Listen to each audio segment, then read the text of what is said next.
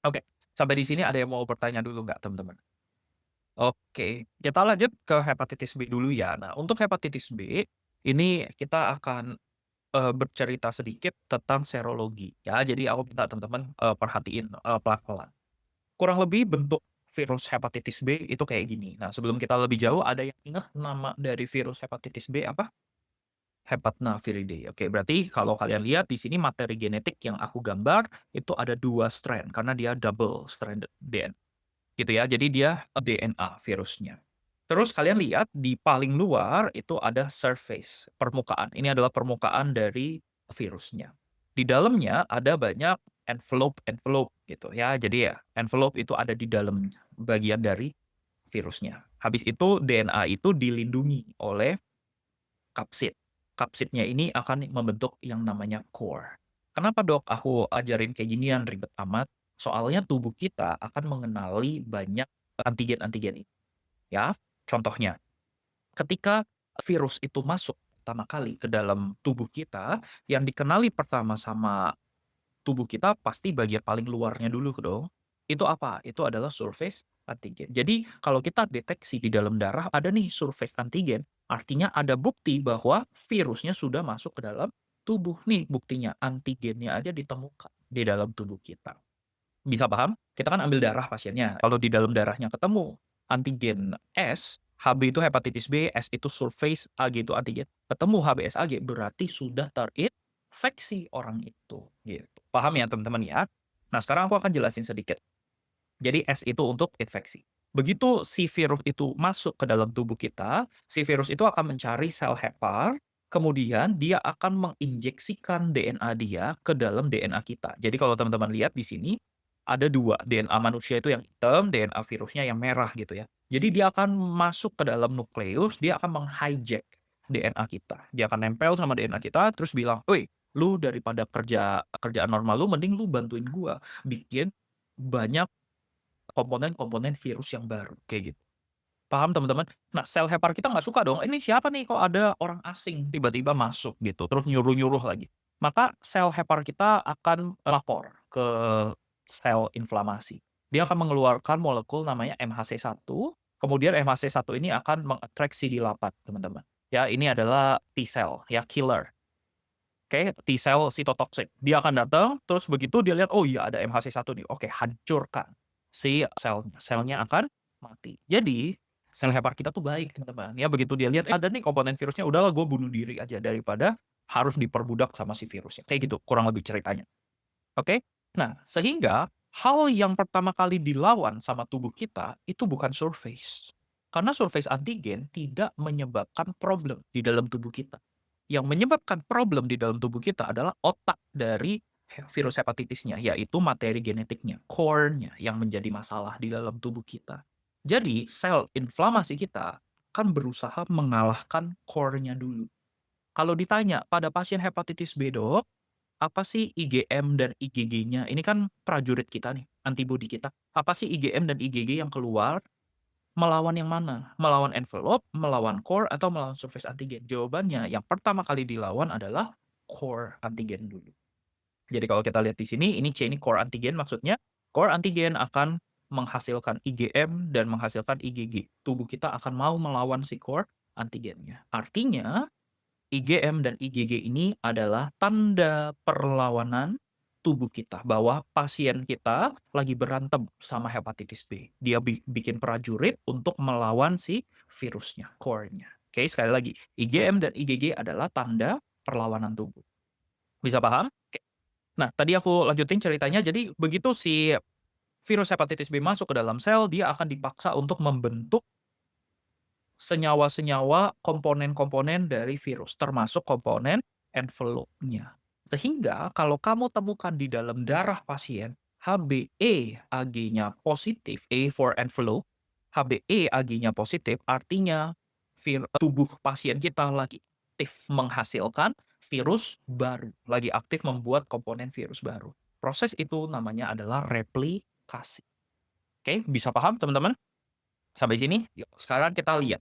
Jadi, kalau kalian udah ngerti proses masuknya virus itu ke dalam tubuh kita, sebenarnya gampang teman-teman, bikin ngafalin serologi hepatitis B. Kalian tinggal hafalin framework, S, C, E.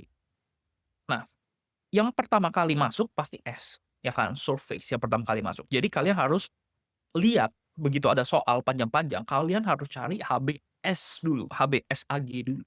Kalau HBsAg-nya positif, maka kamu langsung diagnosis, itu adalah suatu infeksi, pasti infeksi. Kalau ada HBsAg positif, pasti ada infeksi. Pertanyaannya adalah, ini infeksinya udah berapa lama? Nah, lama atau enggaknya infeksi, akut atau kronisnya infeksi, itu tergantung prajuritnya. Adanya IgM atau IgG. Kalau dia masih IgM, berarti dia masih prajurit baru gitu ya, dia masih akut. Tapi kalau dia adanya IgG, dia udah prajurit yang lama, dia udah kronis penyakit.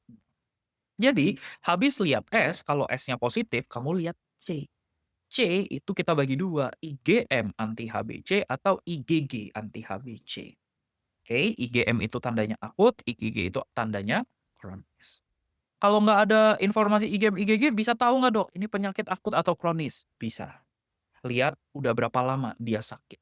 Kalau dia sakit hepatitis B-nya, dia bilang onset penyakitnya di bawah 6 bulan dok. Dia mual-mual, muntah-muntah tapi baru 3 minggu. Nah, itu belum kronis. Itu masih akut. Ya, kronis itu biasanya durasi penyakitnya sudah lebih dari sama dengan 6 bulan. Oke, jadi S, penanda infeksi. C, penanda perlawanan tubuh kita. Terakhir adalah kita mau tahu nih, virusnya itu masih aktif bereplikasi atau tidak. E, envelope. Itu untuk melihat aktivitas virus. Kalau dia infeksinya akut itu kan baru masuk.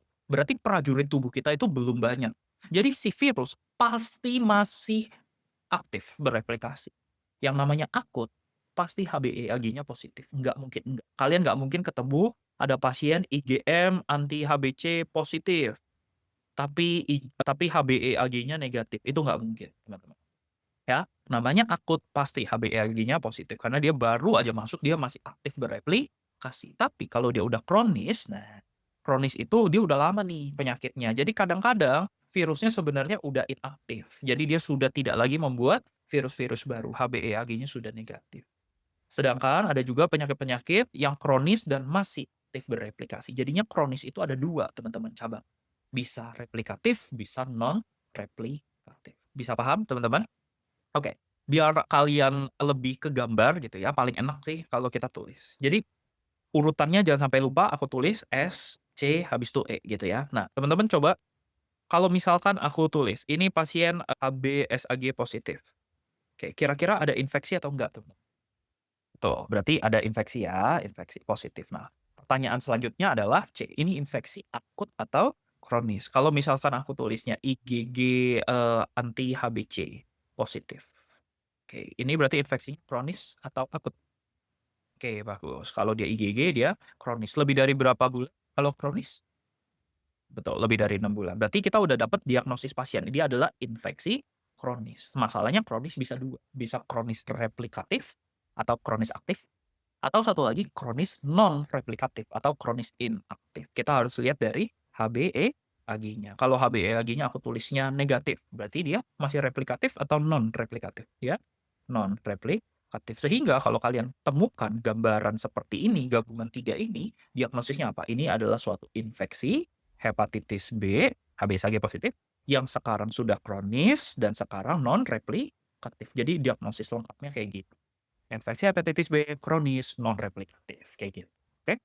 Nah, ini aku pandu, sekarang kalian kerjain sendiri.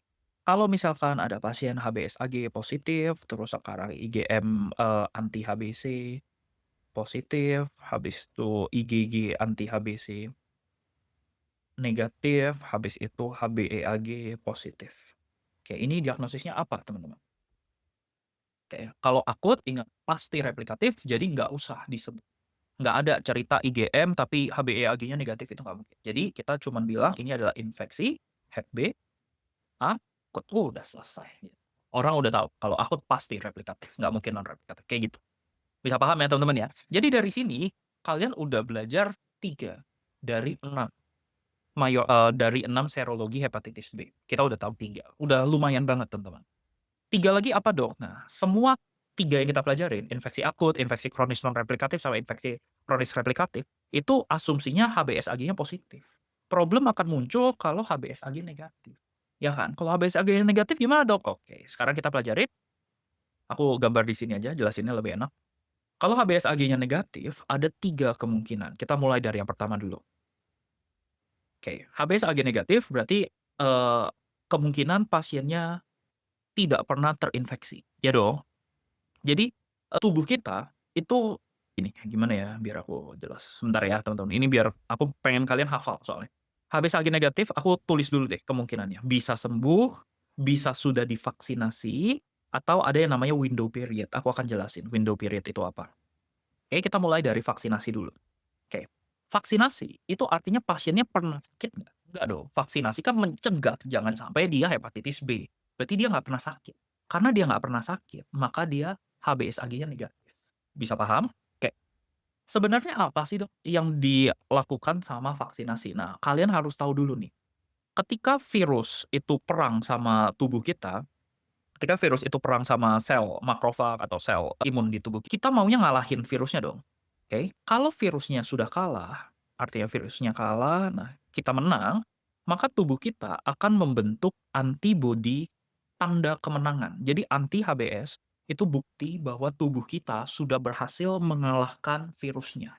Jadi kalau aku anggapnya si anti-HbS ini kayak award atau penghargaan, "Lu udah berhasil," kayak gitu. Itu anti-HbS. Ya kalau di sekolah udah dapat sertifikat lulus, itu anti-HbS. Anti-IgM, anti-HbC, IgG anti-HbC gimana, Dok? Ini bukan sertifikat lulus, ini tanda perlawanan, ini tanda bahwa masih berantem, masih bertarung. Kalau udah menang, itu keluar namanya anti-HbS, kayak gitu. Vaksinasi itu curang, teman-teman. Vaksinasi itu adalah, murid yang kalau ke sekolah nggak mau belajar tapi mau lulus. Jadi, normalnya kalau kamu sembuh, HbS Ag sudah negatif. Kenapa? Sudah negatif karena sudah menang, sudah sembuh gitu. Tanda menang apa? Anti-HbS positif, betul ya? Tapi kalau kamu sembuh artinya dulunya pernah berantem melawan virusnya, makanya sekarang udah sembuh, udah menang. Tanda perlawanannya masih ada. Kamu akan tetap temukan IgM anti-HbC, tanda perlawanan akan tetap ada pada pasien sembuh, gitu. Sedangkan pada pasien vaksinasi dia curang. Dia nggak pernah sakit, HbS Ag-nya negatif, nggak pernah terinfeksi, tapi dia mau menang. Andai kalau ujian dia beli soal, teman-teman. Jadi dia bisa lulus tanpa perlu, lawan virusnya. Jadi kalau ditanya, "Ada nggak IgG anti-HbC-nya?" Ya nggak ada, dia nggak pernah lawan si HbS Ag-nya, gitu. Jadi IgG anti-HbC-nya pasti negatif. Ini yang membedakan antara sembuh dan vaksinasi, gitu. Kamu lihat tanda perlawanan tubuh, makanya tadi aku bilang yang di atas nih, C itu adalah tanda perlawanan. Kalau dia sembuh, artinya dia pernah melawan virusnya, dia pernah berantem dan telah menang. Tanda menangnya ada sertifikatnya. Vaksinasi itu curang. Dia tidak melawan, tapi dia mau dapat sertifikatnya gitu. Itu arti HbS positif. Bisa paham, teman-teman? Nah, sekarang aku akan jelasin sedikit tentang window period. Nah, window period ini adalah masa yang kritis, teman-teman. Kalau kita gambar, oke, ini titer, ini waktu, time. Oke, jadi di awal-awal sakit, tubuh kita belum punya prajurit. Virus masih banyak, gitu. Jadi titer virusnya, yang merah ini viral load, titer virusnya masih tinggi. Ya, HbS Ag-nya masih banyak deh. HbS Ag gitu ya, simpel gini. HbS Ag-nya masih banyak. Sistem imun kita yang biru ya, ini imun kita, ini belum ada, masih sedikit, gitu. Lama-lama ketika waktu berjalan terus, maka sistem imun kita mulai bangun dong, ada virus nih, yuk kita lawan yuk virusnya. Maka viral load ini diharapkan akan turun, sambil sistem imun kita naik, kayak gitu. Bisa paham, teman-teman? Nah, akan ada waktunya di mana sebentar ya, aku gambar garis dulu. Oke. Nah, garis hitam ini itu menandakan mesin, batas deteksi mesin.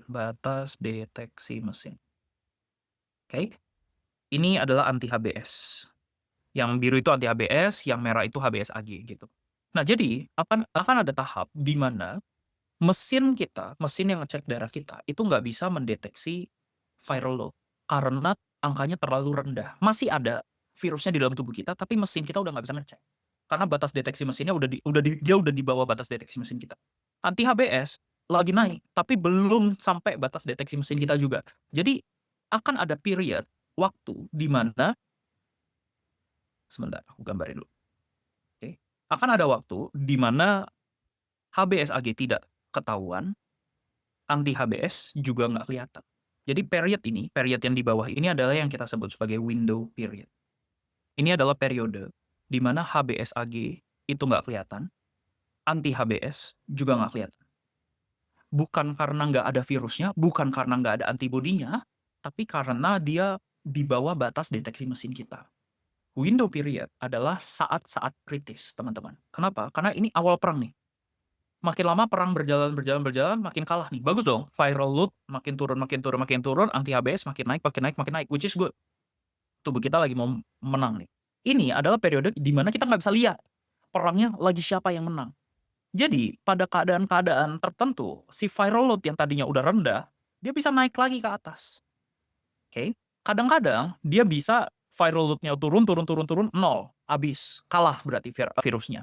Jadi, window period adalah periode buta, kita nggak bisa lihat apa-apa, tapi keluar-keluar dari window period bisa terjadi 2 outcome. Pasiennya bisa jadi kronis, atau pasiennya bisa jadi sembuh. Oke? Di sini pasien masih akut. Paham nggak teman-teman? Window period itu adalah batas antara penyakit akut atau penyakit kronis sembuh. Pilih salah satu. Gitu. Jadi keluar dari window period dia harus 2 outcome, antara pasiennya sembuh atau pasiennya kronis. Sebelum window period pasiennya sakitnya masih akut. Bisa paham nggak teman-teman? Kalau dia sembuh gimana dok? Kalau dia sembuh berarti anti HBS menang kan? Anti HBS positif tapi HBsLg-nya sekarang 0 atau sudah negatif. Kalau dia kronis gimana dok? Kalau kronis HBS kita kalah. Berarti anti HBS negatif, HBsLg-nya positif, terus sekarang muncul IgG karena dia kronis. Bisa paham teman-teman? Berarti kalau di window period pasien kita belum sakit kronis, masih belum kronis dong, keluar dari window period baru bisa jadi kronis. Kalau misalkan di window period pasiennya belum kronis, pertanyaannya, berarti kira-kira yang kelihatan IgM atau IgG anti HBC di window period? Betul, yang kamu lihat adalah IgM anti HBC, belum jadi IgG karena kita belum tahu ini pasien akan jadi kronis atau jadi sembuh kayak gitu. Ini adalah satu-satunya marker yang bisa kamu lihat di window period. Kamu nggak bisa lihat HBsAg, kamu nggak bisa lihat anti HBS, tapi kamu bisa lihat IgM. Which means tubuh kamu masih dalam peperangan, cuman kamu nggak bisa lihat gitu. Dia siapa yang menang, lagi virusnya atau lagi tubuh kita. Tapi perangnya masih berlangsung. Buktinya apa? Tanda perlawanannya masih ada. Bisa paham, teman-teman? Oke, kita akan tes. Oke, misalkan aku kasih. Jadi gini, framework berpikirnya, biar aku rangkum ini lebih mudah. Ketika kalian ketemu soal serologi hepatitis B, yang pertama kalian pikirkan adalah ini HBsAg positif atau HBsAg negatif. Begitu dibilang di soal, oh iya HBsAg-nya positif nih, berarti kalian langsung lanjut pakai framework SCE yang tadi kita udah bahas di awal. Begitu dia bilang HBsAg-nya negatif, pertanyaan kita, dia ada 3 nih. Dia bisa sembuh, dia bisa vaksinasi, dia bisa window period. Minimal kalian pecah dulu dari 6 jadi 3-3. Supaya kalau nanti kalian mau, amit-amit ya, kalian mau tebak-tebakan berhadiah A, B, C, D, E, minimal kalian udah kerucutin kemungkinan salahnya kalian hapus gitu. Paham nggak maksud aku? Ya, jadi nanti ada 6 kemungkinan serologi hepatitis B. Ya, dengan cara kamu lihat HBsAg positif atau negatif, kamu pecah dia jadi 3-3. Oke? Misalkan aku kasih kalian soal HBsAg pasien negatif, anti HBS positif, sama IgG anti HBC negatif. Oke. Kira-kira ini pasien apa, teman-teman? Betul, ini adalah pasien vaksin, ya. Dia punya sertifikat, S untuk sertifikat gitu ya, dia punya sertifikat lulus, tapi dia nggak pernah lah. Ini adalah pasien vaksin. Kita coba lagi, kalau misalkan pasien ada HBsAg negatif, anti HBS-nya positif, habis itu, IgG, HBC-nya positif sekarang. Oke, ini apa, teman-teman? Oke, ini pasien yang sembuh atau udah selesai lah infeksinya, gitu ya, terakhir. Kalau misalkan pasien HBsAg-nya negatif, IgM HBC-nya positif, anti HBS-nya negatif. Ini apa? Oke, bagus. Ini window period. Kalau aku ganti, HBsAg-nya positif, IgM positif, anti HBS negatif. Ini apa? Betul, ini infeksi akut. Begitu S-nya positif, langsung pakai framework SCE, ya kan? C-nya IgM, berarti dia akut infeksi akut. Paham nggak, teman-teman? Jadi, yang kalau kalian lihat dari bimbel-bimbel lain, sama sih, Atria juga ada tabel ini. Itu ada tabel, teman-teman. Ya, isi tabelnya itu ada banyak, ada IgM gitu-gitu ya. Aku bikinin teman-teman, yuk. Ada HBsAg dulu deh yang pertama, ada HBsAg, oke. Habis itu ada anti-HBc, habis itu ada HBeAg, sama ada anti-HBs. Oke, biasanya ada 4 ini yang paling penting. Kalian nggak usah hafalin tabelnya, teman-teman. Kalau kalian mengerti konsepnya, kalian bisa bikin sendiri tabelnya. Jadi, aku mengajarkan kalian bukan hafalin tabelnya. Ya, kalau kalian hafalin tabelnya pasti kebalik-balik. Oke, kita mulai untuk bikin tabelnya dari awal. Kalau misalkan pasiennya infeksi akut, HBsAg-nya gimana, teman-teman? Positif atau negatif? Positif. Oke, anti-HBc-nya IgM atau IgG? Oke, IgM. Betul ya, ini aku tulis M aja ya. HBeAg-nya gimana kalau akut? Positif. Oke, udah menang belum? Namanya masih infeksi belum menang kan? Berarti anti-HBs-nya gimana? Negatif. Oke, jadi kalau infeksi akut, nanti kalian tulisnya kayak gini ya. Di chat Zoom, biar aku paham. Gitu. Plus, M, plus, minus. Kayak gitu. Oke? Yuk, kita coba sekarang kalau misalkan pasiennya infeksi kronis aktif atau kronis replikatif. Berarti lambangnya gimana? Oke. Infeksi kan? Infeksi pasti HBsAg plus, dia G, IgG anti-HBc, HBeAg-nya aktif, dia masih plus, anti-HBs belum menang kan? Berarti dia masih negatif. Bagus. Yuk sekarang, kalau dia kronis inaktif. Ya, HBsAg-nya tetap positif karena dia tetap infeksi, IgG karena dia kronis, dia sudah inaktif berarti HBeAg-nya negatif, dia belum menang. Berarti anti-HBs-nya masih negatif. Paham nggak teman-teman? Jadi kalian gampang lihat kasus-kasus kayak gini tuh cepat gitu interpretasinya. Yuk sembuh sekarang. Oke, sembuh sudah bukan infeksi kan? Berarti HBsAg-nya akan negatif. Sembuh perlawanan nggak? Pernah perlawanan. Berarti dia punya IgG anti-HBc. Oke, udah sembuh berarti nggak mungkin ada HBeAg dong. HBsAg aja nggak ada, nggak mungkin ada HBeAg gitu. Anti-HBs adalah tanda dia sudah sembuh. Jadi min G, min plus kayak gitu. Oke, vaksin sekarang. Yuk, ayo yang lain ikutan biar kalian juga mahir. Vaksin. Oke, vaksin itu curang. Dia nggak mau terinfeksi, jadinya dia tidak ada tanda perlawanan tubuh sama sekali. Dia nggak ada HBAG karena dia nggak pernah terinfeksi, tapi dia mau lulus, dia mau anti-HBs, gitu. Ya, jadi vaksin minus, minus, minus, plus, kayak gitu. Terakhir, window period.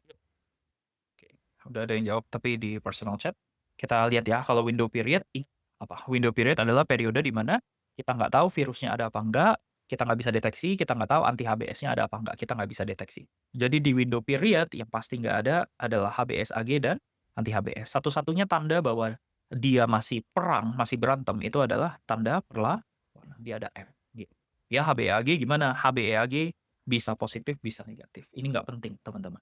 Begitu kalian ketemu ada HBsAg negatif, terus ada anti-HBcM, udah diagnosisnya pasti window period. Artinya virusnya nggak kelihatan, tapi kok masih dilawan sama tubuh kita. Berarti sebenarnya ada virusnya. Itu window period. Kalian nggak usah peduli HBeAg-nya plus ataupun minus. Kayak gitu. Oke? Sampai di sini bisa paham, teman-teman? Jadi tabel ini nggak susah buat dihafalin. Ya, kalau kalian udah ngerti konsepnya. Oke, jadi semua yang aku jelasin tadi udah ditulis dengan rapi di sini. Tugas kalian nanti juga harus bisa bikin tulisan ini dengan rapi, kayak gitu. Oke? Yuk, sekarang kita lihat slide. Kita belum hepatitis B masih ada beberapa aspek lagi yang kita harus pelajarin ya selain serologi.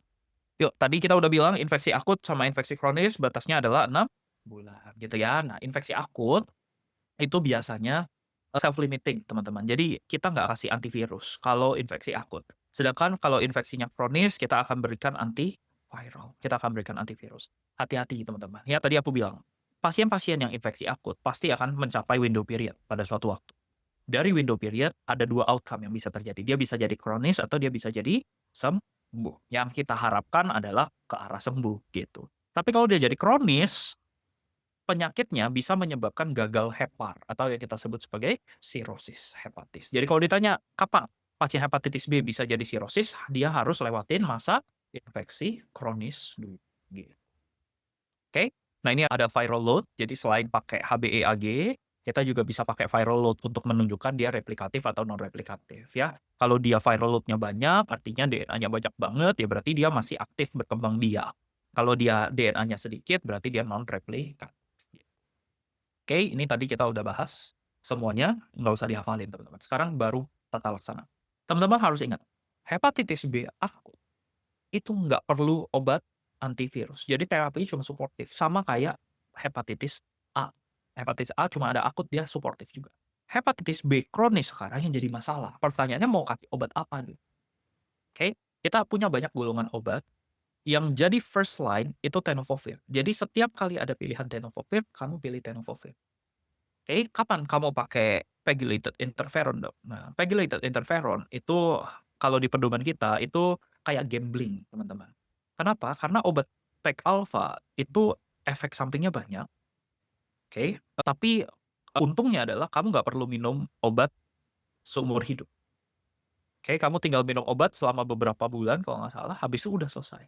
Tapi kalau kamu pakainya tenofovir itu kamu harus minum obatnya seumur hidup, gitu. Oke, berikutnya, pegylated interferon alfa itu tidak bisa digunakan untuk pasien sirosis. Pasien yang sudah sirosis nggak bisa pakai PEG alfa. Tenofovir itu bisa untuk pasien sirosis. Jadi tenofovir itu lebih aman, efek sampingnya lebih sedikit, lebih aman, dan lebih inklusif, bisa untuk semua orang. Mau dia sirosis boleh, mau dia lagi hamil juga boleh gitu. Sedangkan PEG interferon alfa itu ribet, teman-teman. Usianya harus masih muda, ya di bawah 40 tahun, nggak boleh hamil, nggak boleh sirosis, ya, efek sampingnya banyak. Jadi, kapan Dok, di soal kita pilih PEG interferon alfa? Jawabannya kalau dia ada B plus D. Ya, kalau tadi aku bilang hepatitis D itu dependent sama B. Kalau di soal dia bilang udah ada B, udah ada D, kamu pakai PEG alfa. Ya, tapi kalau enggak selalu pilih tenofovir. Tenofovir itu TDF singkatan obatnya, namanya TDF. Oke, jadi selama di soal ada tenofovir, kamu pilih tenofovir, gitu.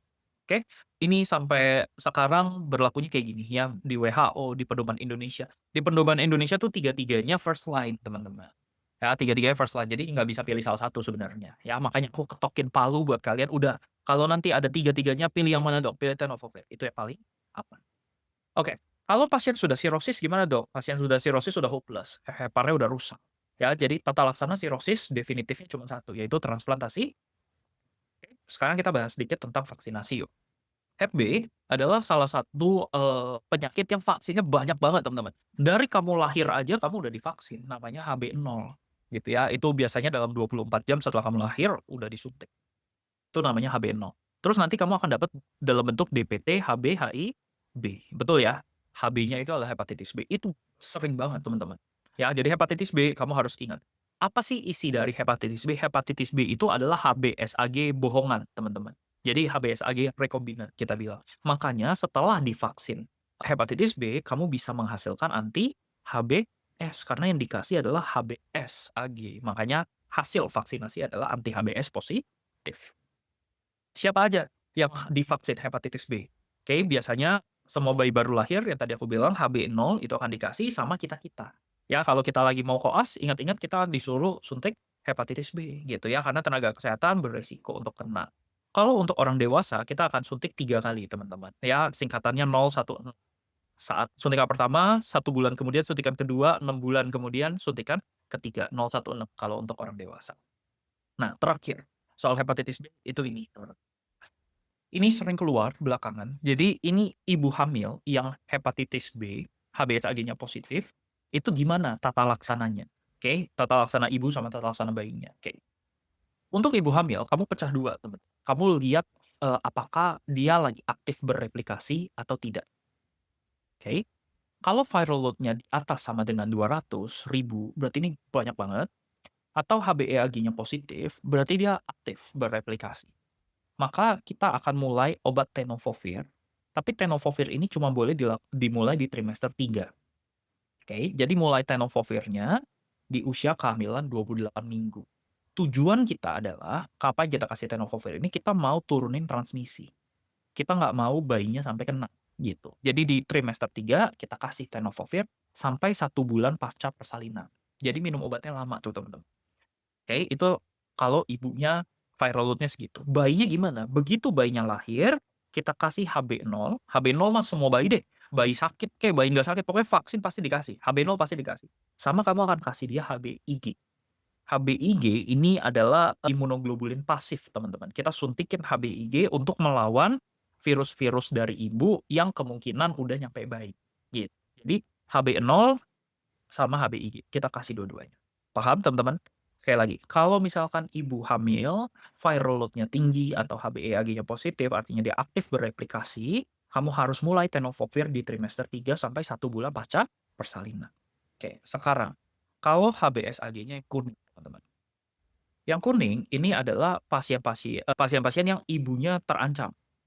Ini ibunya bisa mati duluan sebelum bayinya lahir. Jadi ini adalah ibu-ibu yang udah gagal hepar, yang udah sirosis hepatis, atau yang ALT-nya tinggi terus. Artinya sel heparnya lagi rusak terus.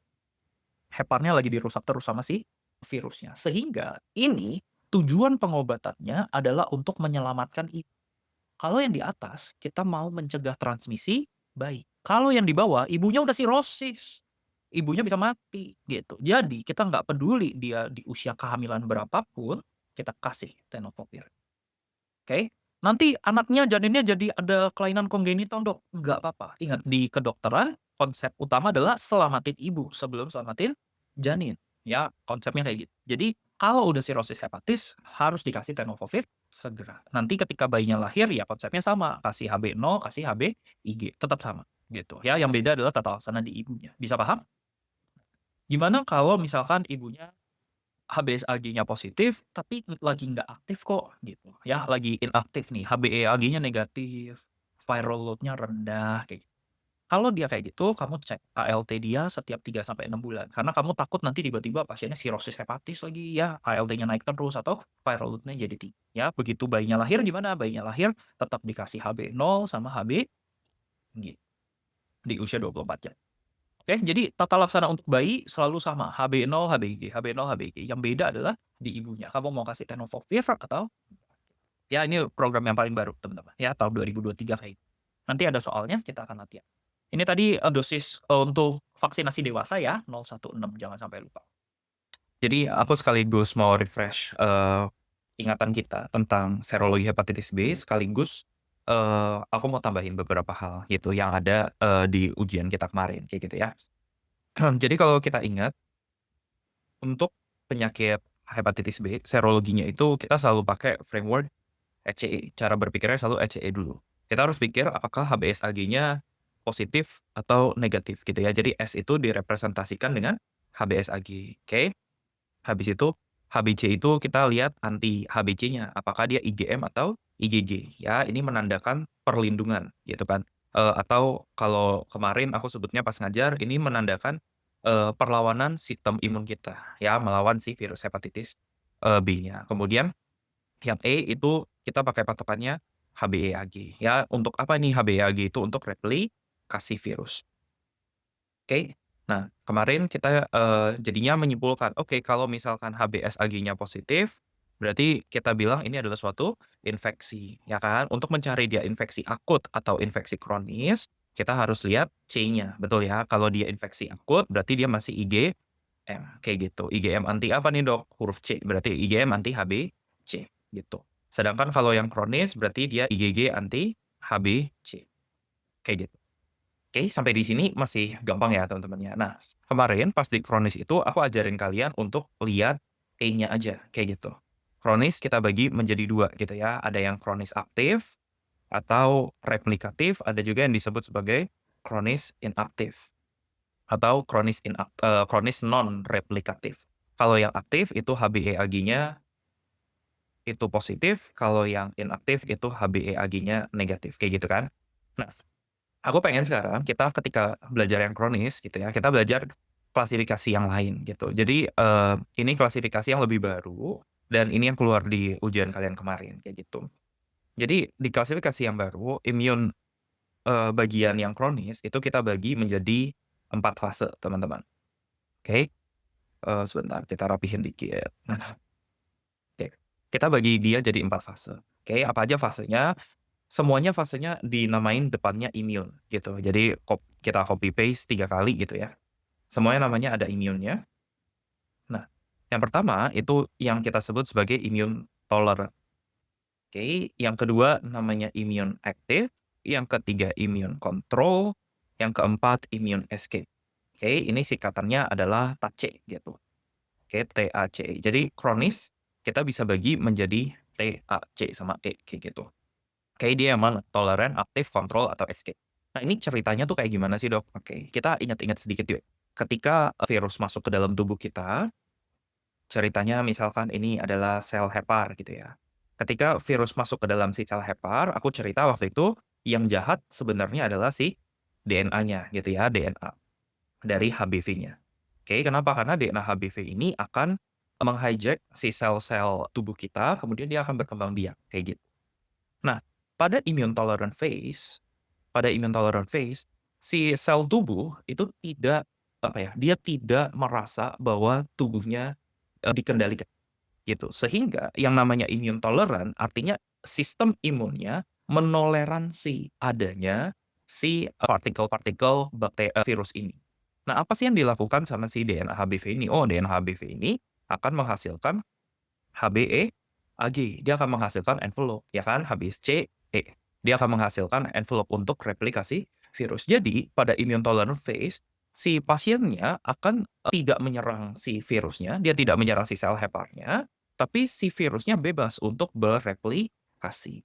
Maka pada immune tolerant phase yang bisa kita lihat adalah yang pertama, HBeAg-nya gimana? HBeAg-nya pasti positif, gitu.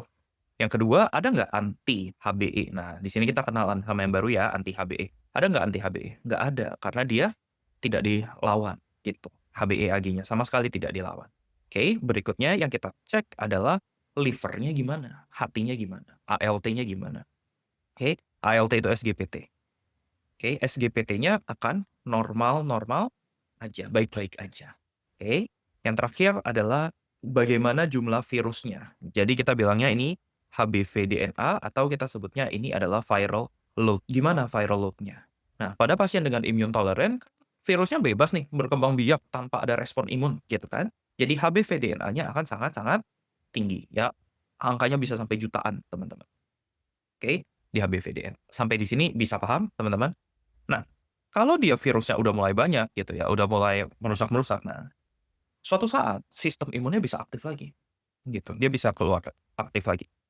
Nah, ketika sistem imunnya aktif, kita bilang dia masuk ke, fase selanjutnya, dia masuk ke fase imun aktif. Sekali lagi ini semua beradanya di dalam, hepatitis B yang kronis, gitu ya. Jadi dia akan masuk ke fase imun aktif. Nah, berarti di sini mulailah terjadi perang.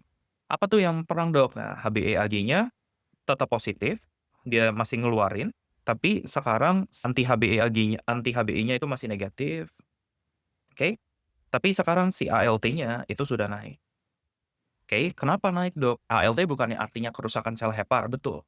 Yang membunuh sel Hepar kita, kalau teman-teman ingat di awal-awal aku cerita, itu bukan virusnya. Yang membunuh sel Hepar kita itu adalah sel T kita, MHC tipe 1 kalau teman-teman ingat aku jelasin. Ini sel T kita yang bunuh. Jadi artinya kalau sistem imun kita udah bangun gitu ya, dia akan hancurin si Hepar kita. Maka kita akan lihat ALT-nya sudah mulai naik kayak gitu. Oke, terus HBV DNA-nya gimana, Dok? HBV DNA-nya sudah mulai berkurang gitu ya. Jadi viral load-nya udah nggak sampai jutaan lagi, cuman belum sembuh pasiennya, masih banyak viral load-nya. Jadi di sini aku kasih tanda lebihnya 1 aja. Kayak gitu. Oke, kalau di sini viral load-nya sangat-sangat tinggi, ini masih tinggi, tapi minimal sudah dilawan sama tubuh kita. Itu yang namanya fase immune aktif, ya. Tanda immune aktif yang sangat-sangat penting adalah ini, ya, ALT dia sudah mulai naik, kayak gitu. Oke, terus anti-HBe-nya positif karena sudah mulai dilawan sama si tubuh kita. Oke, nah begitu, misalkan ceritanya dia menang nih, gitu ya, sistem imun kita menang, maka dia akan masuk ke immune control phase. Di immune control phase berarti HBeAg itu udah nggak ada lagi, udah kalah dia. Oke, habis itu anti-HBe sekarang akan tetap jagain, jadi akan tetap positif. Oke, pada immune control phase sudah tidak ada lagi musuh gitu, HBeAg-nya sudah tidak ada lagi, maka ALT-nya akan kembali ke batas normal. Sudah nggak ada lagi inflamasi, udah nggak ada perang lagi. Oke, kemudian HBV DNA-nya gimana? Nah, di sini HBV DNA, wah ini sangat-sangat rendah. Ya, ini viral load kita bilangnya, dia sangat-sangat rendah. Oke, bahkan seringkali tidak terdeteksi. Biasanya kita pakai patokan di bawah 2000, teman-teman. Kita pakai patokan di bawah 2000. Oke, itu huruf C. Ya, artinya sistem imun kita udah berhasil nih, menang nih. Ya, HBAG-nya udah negatif. Oke, tapi ternyata si virus hepatitis B itu ketika dia ada di dalam, sebelum ada anti-HBs kan bukti kemenangan kita ya. Sebelum ada anti-HBs, dia masih akan stay di dalam fase kronis. Setuju ya teman-teman ya? Mari kita pelajarin. Jadi, kalau dia diem lama di dalam tubuh kita, dia bisa mutasi. Oke, ketika dia mutasi, virusnya jadi pintar, teman-teman. Mutasi virus. Oke, virusnya bilang, "Oh ya udah, daripada gua bikin HBeAg terus dilawan lagi, mending gua bereplikasi tanpa perlu membuat HBe." Jadi tanpa perlu HBe. Sehingga pada fase HBeAg ya. Sehingga pada fase immune escape, fase yang terakhir, kita akan lihat HBeAg tetap negatif. Oke, anti HBe akan tetap positif. Oke, tapi sekarang terjadi perang lagi, berantem lagi nih antara virusnya sama tubuh kita. Oke, bukti berantemnya apa dok? ALT akan naik lagi gitu. Ada inflamasi lagi di hepar kita. Oke, terus karena dia udah mutasi, dia bereplikasi lagi dong. Maka kita akan lihat HBV DNA-nya akan naik lagi. Oke, di atas 2000 lagi viral load-nya. Ya, HBV DNA sama viral load itu sama ya, teman-teman ya. Oke, itu namanya fase immune escape. Bisa paham teman-teman? Jadi kalau aku rangkum, apa sih fase kronis hepatitis B? Kalau yang aktif sama inaktif kan gampang, tinggal lihat HBeAg-nya doang. Yang keluar kemarin di ujian kalian adalah ini, sita C. Oke, aku jelasin cepat. Toleran itu imunnya belum bangun, jadinya nggak ada inflamasi, virusnya bebas bereplikasi, berarti akan banyak. Aktif itu artinya imun kita juga mulai menyerang. Oke, jadi berantem tuh. Ya, setiap kali imun kita bangun, pasti ada inflamasi. Jadi selalu cek pasiennya jaundice nggak? Pasiennya hepatomegali nggak? ALT-nya gimana? Tanda-tanda kerusakan hepar. Kalau ada tanda-tanda kerusakan hepar, berarti kemungkinan dia di A atau di E, kayak gitu. Ya, A lagi berantem, C itu kalau tubuh kita menang. Udah berhasil mengontrol si HBeAg ini. Oke, jadi HBeAg-nya sekarang jadi negatif, karena tubuh kita menang, ada nggak kerusakan hepar lagi? Udah nggak ada, karena perangnya udah selesai. Jadi ALT akan kembali normal. Ya, di sinilah HBV kamu bisa sangat-sangat rendah, sampai tidak terdeteksi kadang-kadang. Tapi selama anti-HBs belum ada, kamu belum bisa bilang dia menang. Belum bisa bilang pasiennya sembuh. Kita cuma bilang pasiennya sudah fase kronis immune control. Sebelum ada anti-HBs, kita nggak boleh bilang pasiennya sudah sembuh. Oke, terakhir adalah fase immune escape. Immune escape ini kalau misalkan setelah berpuluh-puluh tahun terjadi mutasi virus. Oke, sehingga dia bisa terjadi peperangan lagi. Bukti peperangannya apa? ALT-nya naik lagi. Lah, dok, tapi kok ini HBe-nya negatif? Itu tujuan mutasi virusnya. Si virusnya bilang, oke, daripada gue bikin HBe ketahuan lagi, udah ada anti HBe, mending kita bikin replikasi tanpa perlu envelope. Kayak gitu. Makanya HBeAg akan tetap negatif di fase immune escape. Oke, jadi kata-kata tolerant, active, control, sama escape itu membantu kita. Tolerant itu artinya imun kita menoleransi adanya virus, aktif itu artinya lagi aktif berperang, control itu artinya imun kita berhasil mengontrol virusnya, sudah menang. Escape itu artinya virusnya yang kabur dari sistem imun kita dengan cara mutasi. Nah, kenapa ini jadi penting?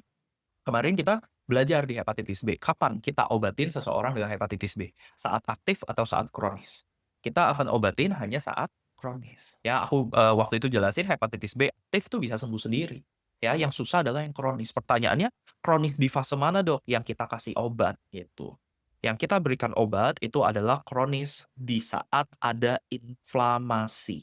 Jadi kalau dia huruf A, dia huruf E, ini yang akan kita obatin. Oke, kita akan pakai obat. Obatnya apa? Kemarin kalau teman-teman masih ingat ya, ada tenofovir, entecavir. Oke, habis itu ada apa lagi? Pegylated interferon gitu ya. Ini yang kita kasih obat ya di A sama di E ketika terjadi inflamasi. Terus gimana dok kalau dia udah dari A nih, dia udah ke C, kita stop nggak, dok obatnya? Biasanya kita akan teruskan selama 12 bulan. Obat diteruskan gitu ya. Kalau dia tetap di C gitu ya, nggak kemana-mana lagi, kita boleh stop gitu. Tapi kalau kamu udah sampai di E, udah sampai di immune escape ceritanya, biasanya terapi kamu jadi seumur hidup, teman-teman. TH seumur hidup. Oke, pertanyaannya, jadi kalau di huruf T gimana dok? Dikasih obat nggak? Nggak. Di huruf T tidak diberikan obat. Obat baru mulai dari A, kalau dia udah pindah ke C, pertahankan selama 12 bulan sebelum kamu stop. Jadi pastiin dulu dia di C selama 12 bulan. Oke, kalau dia di E, mulai lagi obatnya dan teruskan seumur hidup. Udah nggak bisa kemana-mana lagi soal. Oke, sampai di sini ada yang mau ditanya nggak? Soal kemarin, sebentar ya, kalau aku sambil lihat, kita sambil lihat soalnya bareng-bareng deh. Teman-teman kalau ada yang mau ditanya soal tentang TO yang kemarin, jangan malu-malu ya. Aku sambil rekap juga sih. Kayak gitu. Oke, jadi kemarin soalnya kayak gini teman-teman. Pasiennya ada HbSAg, oke. HbSAg-nya positif, terus positifnya udah 8 bulan. Positifnya sama 8 bulan, oke. Begitu dia bilang HbSAg positif 8 bulan, kita langsung pikirkan ini terjadi infeksi. Oke, infeksi kalau udah lebih dari 6 bulan di hepatitis B, itu adalah infeksi kronis. Jadi kadang-kadang kita nggak perlu huruf C. Di soal ini nggak dikasih tahu huruf C-nya. Jadi kita nggak tahu ini infeksi kronis atau infeksi akut. Kita tahunya dari lama durasinya. Ya, ini 8 bulan. Jadi infeksi kronis. Oke, habis itu dikasih tahu, begitu dia infeksi kronis, kita langsung pikirin dia yang mana? TACE gitu. Oke, nah dia dikasih tahu di sini anti HbE-nya positif. Oke, begitu dia bilang anti HbE positif, berarti sistem imun kita udah bangun, berarti udah mulai melawan, gitu kan? Berarti A, C atau E, udah pasti bukan toleran, kayak gitu. Terus dia bilang HbE-nya negatif. Oke, begitu dia bilang HbE negatif, berarti tubuh kita udah pernah ngalahin si anti HbE positif. Ya betul, HbE-Ag-nya udah negatif. Berarti kita udah ngalahin, gitu kan? Berarti A sudah pasti bukan. A itu masih di fase perang, gitu. Ya, berarti pilihan kita tinggal di fase C atau kontrol atau immune escape, kayak gitu. Oke, terus yang terakhir dikasih tahu sekarang HbV-nya 1.200.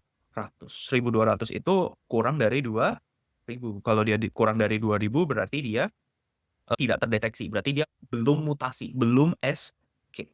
Jadi dia masuk di fase C, itu yang kita sebut sebagai apa tadi? Immune control. Nah, di sini nggak ada pilihan immune control. Oke, adanya pilihan, aku tulisin ya pilihannya. Hep B akut, habis itu Hep B resolve tuh ya sembuh gitu ya. Enggak, pasien ini belum sembuh karena nggak ada anti HBS-nya. Habis itu ada 2 pilihan Hep B kronik.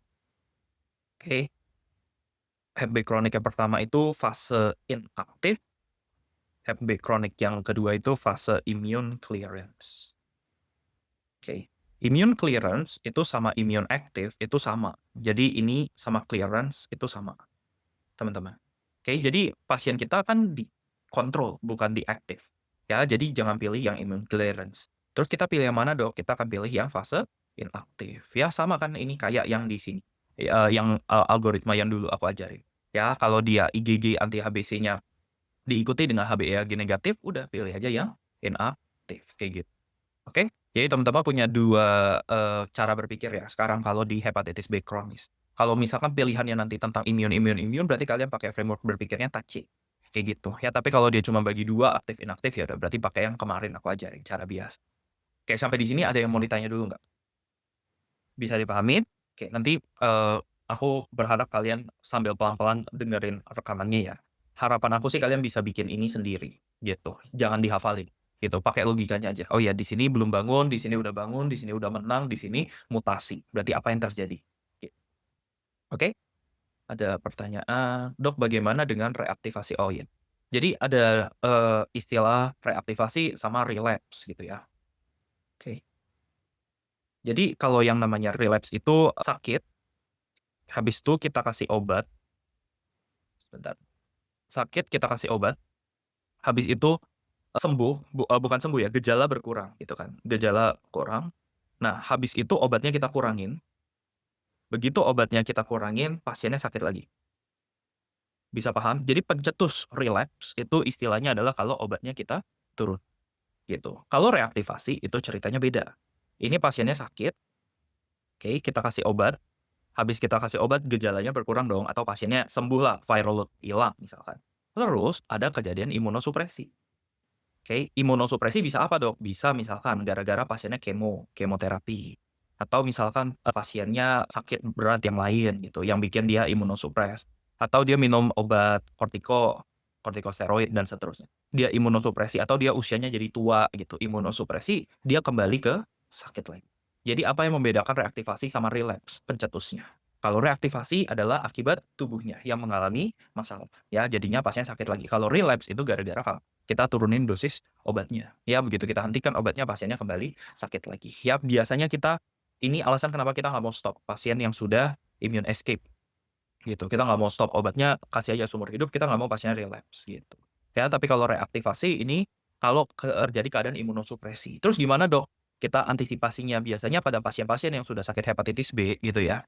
yang udah nggak minum obat nih, udah lama nih, dia di huruf C nih, udah lama nih, gitu ya, nggak minum obat lagi, tapi begitu dia mau start kemoterapi, kita biasa kasih profilaksis. Jadi kita kasih dulu tenofovir berapa lama, baru kita start imunoterapinya. Soalnya kita tahu nanti pasiennya bakal bisa reaktif istilahnya. Oke? Hopefully nanti soal kalian di ujian nggak sampai sedalam ini ya, tapi minimal kalian udah